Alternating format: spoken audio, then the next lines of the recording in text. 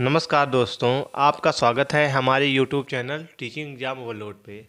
साथियों, आज math pedagogy की दूसरी क्लास है जिसमें हम लोग निदानात्मक एवं उपचारात्मक शिक्षण के बारे में पढ़ेंगे। उसके बाद हम लोग सामुदायिक गणित क्या होती है उसको पढ़ेंगे। औपचारिक मूल्यांकन क्या होता है, औपचारिक मूल्यांकन की प्रमुख विधियाँ कौन कौन सी हैं, इतने टॉपिक आज हम लोग कवर करेंगे। 6 से 7 वीडियो में मैं आपकी पूरी मैथ पेडागॉजी समाप्त कर दूँगा। उसके बाद मैं ऑनलाइन वाले जितने भी पेपर में प्रश्न पूछे गए हैं सारे पेपर को सॉल्व करवाना स्टार्ट कर दूंगा। तो जितना मैं करवा दे रहा हूं यहीं से आपको पेपर में प्रश्न देखने को मिलेंगे। तो बहुत ही इंपॉर्टेंट सेशन है, आप लोग अच्छे से देखिएगा।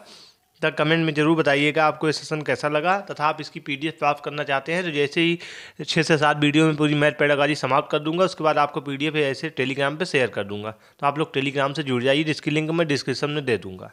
चलिए फिर हम लोग आज का पहला टॉपिक है निदानात्मक एवं उपचारात्मक शिक्षा। Remedial teaching and diagnostic teaching क्या होती है।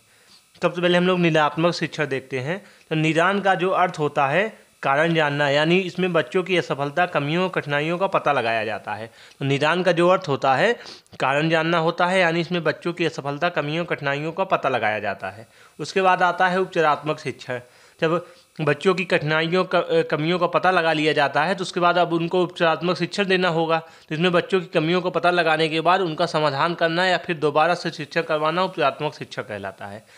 तो जो निदानात्मक और उपचारात्मक होते हैं, निदानात्मक में निदान का अर्थ होता है कारण जाना, यानी हम लोग बच्चों का कारण जानेंगे कि बच्चों की असफलता क्यों हो रही है, कहाँ कमी रह जा रही है, बच्चों को कौन सी कठिनाइयों का सामना करना पड़ रहा है। जब हम लोग इसका कारण का पता लगा लेंगे तो उसके बाद जब पता लगाने के बाद उसको उपचारात्मक शिक्षण देना होगा ना, उसके बाद उसको सही करवाना होगा। तो इसमें बच्चों की कमियों को पता लगाने के बाद उनका समाधान करना या फिर दोबारा से शिक्षा करवाना उपचारात्मक शिक्षण कहलाता है। सामुदायिक गणित क्या होती है, यानी कम्युनिटी मैथमेटिक्स क्या होती है। तो समाज के प्रत्येक वर्ग के लोगों को गणित के ज्ञान की आवश्यकता होती है। तो समाज के प्रत्येक वर्ग के लोगों को गणित की आवश्यकता होती है। हमारे समाज में प्रत्येक व्यक्ति जो अपनी जीविका कमाता है तथा आय व्यय करता है उसे किसी न किसी रूप में गणित के ज्ञान की आवश्यकता होती है। तो समाज के प्रत्येक वर्ग के लोगों को गणित के ज्ञान की आवश्यकता होती है।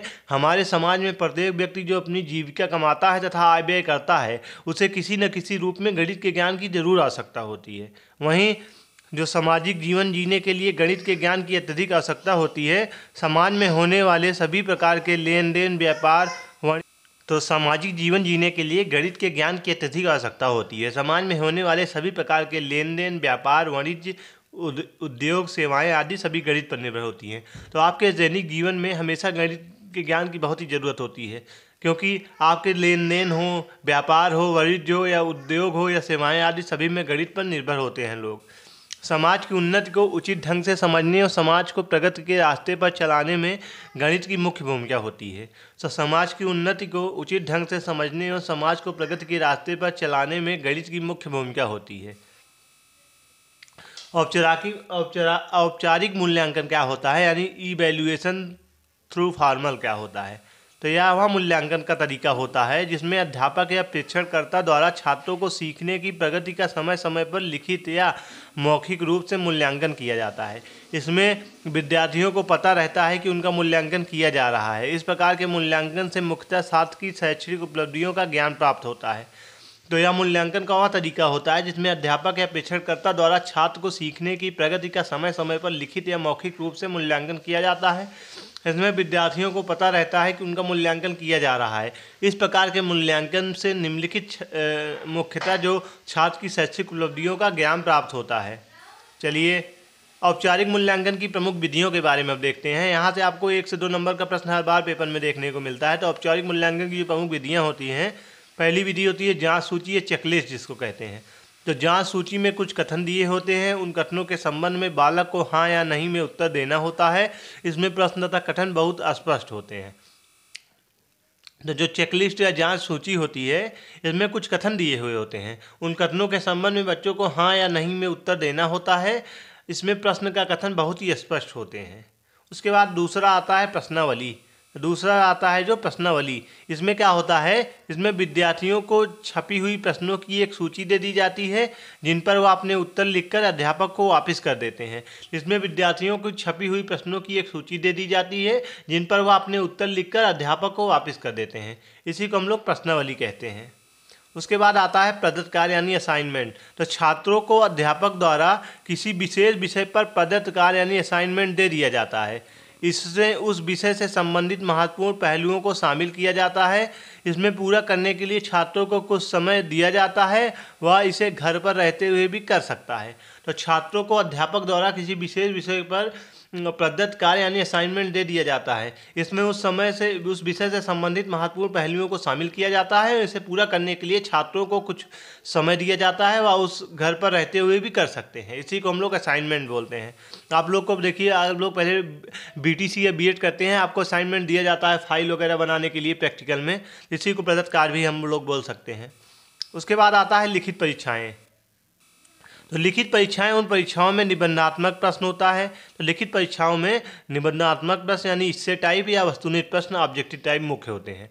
तो निबंधात्मक परीक्षाओं में छात्र को विस्तार पूर्वक उत्तर लिखने होते हैं, जबकि वस्तुनिष्ठ समीक्षा में सरल एवं संक्षिप्त उत्तर लिखने होते हैं। वस्तुनिष्ठ परीक्षाएं दो प्रकार की होती हैं। पहली प्रमाणित स्टैंडर्डाइज्ड जिसको हम लोग बोलते हैं, जिनके सामान्य स्तर नॉर्मल पहले से ही स्थापित किए होते हैं। ना दूसरी अध्यापक निर्मित होती है यानी टीचर मेड, जिसमें प्रश्नों को निर्माण शिक्षक स्वयं करता है। तो लिखित जो परीक्षा होती है, इनमें इन परीक्षाओं में मुख्यतः दो ही होते हैं, एक निबंधात्मक प्रश्न होता है, एक वस्तुनिष्ठ प्रश्न होता है। तो निबंधात्मक परीक्षाओं में छात्र को विस्तार पूर्वक लिखने होते हैं, जबकि वस्तुनिष्ठ प्रश्न में बच्चों को सरल और संक्षिप्त उत्तर लिखने होते हैं। वस्तुनिष्ठ परीक्षाएं दो प्रकार की होती हैं। पहली प्रमाणित, इसको हम लोग स्टैंडर्डाइज्ड बोलते हैं, इनके सामान्य स्तर पहले से स्थापित किए हुए होते हैं, तथा दूसरी अध्यापक निर्मित होता है, जिनमें प्रश्नों के निर्माण शिक्षक स्वयं करता है।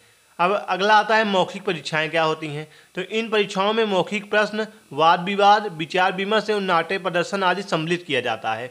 तो इन परीक्षाओं में मौखिक प्रश्न, वाद विवाद, विचार विमर्श एवं नाट्य प्रदर्शन आदि सम्मिलित किए जाते हैं। इसको हम लोग मौखिक परीक्षाएं बोलते हैं। तो मैं आशा करता हूँ यह सेशन आपको आसानी से समझ में आया होगा। यहाँ से आपको 2 नंबर के प्रश्न जरूर पेपर में मिल जाएंगे। आज हम लोगों ने निबंधात्मक एवं उपजात्मक शिक्षण देखे। उसके बाद हम लोगों ने देखा सामुदायिक गणित में क्या महत्व है। उसके बाद औपचारिक मूल्यांकन क्या होते हैं, इनकी कौन कौन सी विधियाँ होती हैं। तो आशा करता हूँ ये सेशन आपको आसानी से समझ में आया होगा। आप कमेंट में ज़रूर बताइए आपको ये सेशन कैसा लगा।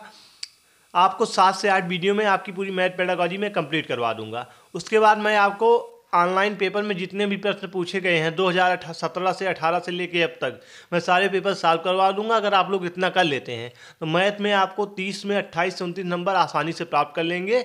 बस आप लोग जितना मैं करवा रहा हूँ उतना करते चलिए। तथा आप नोट्स और पीडीएफ प्राप्त करना चाहते हैं, डिस्क्रिप्शन बॉक्स में टेलीग्राम का लिंक दिया हूँ। जैसे ही 7 से 8 वीडियो में मैथ पेडागॉजी कंप्लीट हो जाएगी, मैं आपको ऐसे ही नोट इसको शेयर कर दूंगा टेलीग्राम पे, तो आप लोग टेलीग्राम से जुड़ जाइए। तो आज के सेशन को मैं ही समाप्त करते हैं। कल फिर मिलते हैं किसी नए सेशन के साथ। तब तक हमारे चैनल को लाइक कीजिए, सब्सक्राइब कीजिए, ज़्यादा से ज़्यादा शेयर कीजिए। धन्यवाद।